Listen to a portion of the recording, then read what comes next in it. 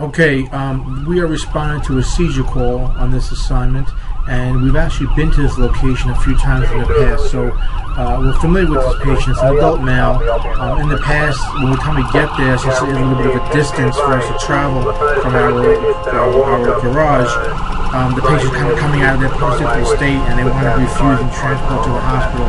But you never know with these types of calls what you're going to find, so we have to respond lights and sirens, anticipate this being possibly status epilepticus situation where the patient's having seizures back-to-back, not having any lucid intervals, and start thinking about what you can do for these types of patients. Of course, airway is the main concern. You're going to want to, protect that airway. Everything from non-rebreather all the way up into intubation, even including rapid sequence intubation.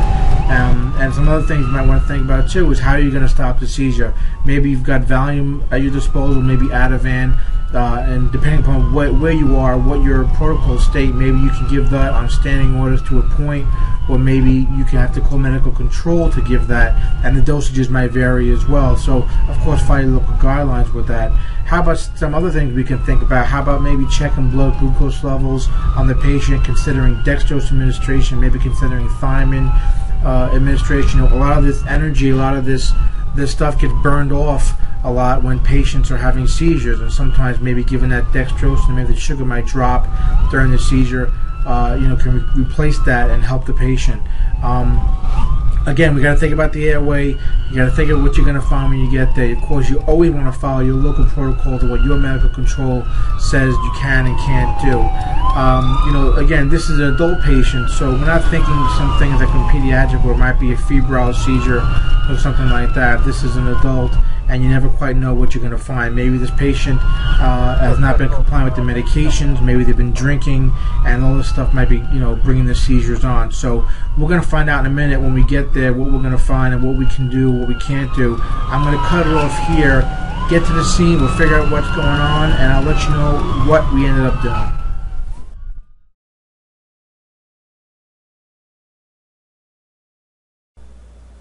Okay, so it turns out this patient was having some seizures. He actually had 3 seizures within about a 5-hour time frame. He was having lucid intervals in between the seizures, so he would have one, be postictal, he'd come out of it, and then wind up having another seizure about maybe an hour or so after that. And also, these were grand mal in nature, according to the witnesses, the family that was there.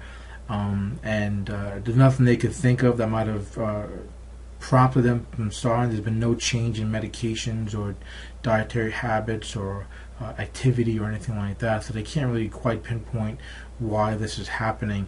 They have stated that he has had seizures in the past.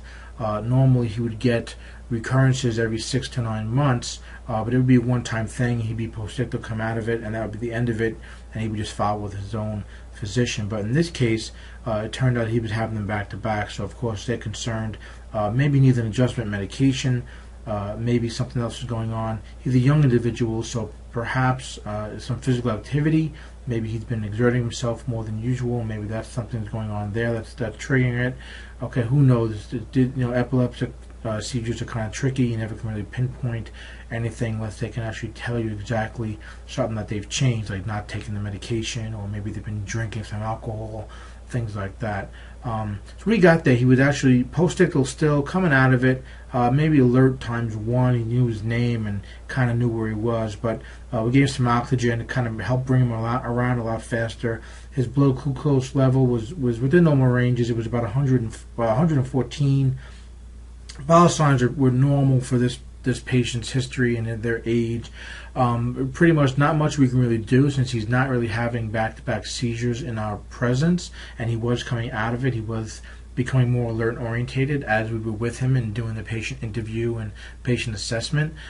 So we gave him some oxygen. We did do a saline lock, just on IV, do a saline lock, their EKG, and pretty much just monitored and transport. Luckily for this patient, there were no more recurring seizures while we were with him in the ambulance on our way to the hospital, and we had about a good 30-minute or so ride to the hospital, in addition to the 10 to 15 minutes on scene we spent. So we had a good 45 minutes or so with the patient without any recurring seizure activity, which was good. So we were able to take him to the hospital without incident and for further evaluation. At this point, I don't know exactly what it wound up being. Perhaps in the future, if I touch base with one of the docs in the ER that was seeing the patient, I can find out, and we'll post that on this page for the show notes if I do find out what might have been triggering the back-to-back seizures. So a pretty clear-cut call. Not too much we can do. We were of course prepared to give things like Valium if he was having status epilepticus, possibly maybe 10 milligrams IV, every 20 minutes or so, to try to help stop the seizures, and of course protecting the airway if need be. But it was otherwise pretty clear cut. He was postictal, but he wasn't violent. Sometimes you get to postictal patients, they'll be violent when you get there, they'll be a little agitated, they don't know what's going on, they're still confused. So it's not their fault they're being that way. They're postictal, so they're still a little off. But in this case, he's a little groggy, but otherwise compliant. He wasn't really fighting us at all, so he let us start the IV. And again, once the oxygen was on him, he started coming around a lot faster. So one tip, when you get seizure patients, whether actively seizing or not, I do suggest putting on a non-rebreather, get that high concentration oxygen in them, because when they're having a seizure, there is a certain amount of oxygen that's being cut off when they are having an active seizure. So I would suggest get the non-rebreather on them, high flow oxygen, and start the IV as soon as possible, so that if they do start to seize, you'll have the IV access. You don't want to try to start beginning the IV access when they're actually having an active seizure. By then it's too late. So if they're calm, they're postictal, or they start becoming alert and orientated, get the IV access, so at least you'll have the IV access should a seizure start. So it's pretty much ABCs, monitor and transport for a patient like this. Again, pretty clear cut. So I hope you got something out of this virtual response medic this time. We have other seizure calls in the future. We might treat them differently, might treat them the same way, but we'll let you know all about it, and we'll let you know what we found and what we did at Virtual Response Medic.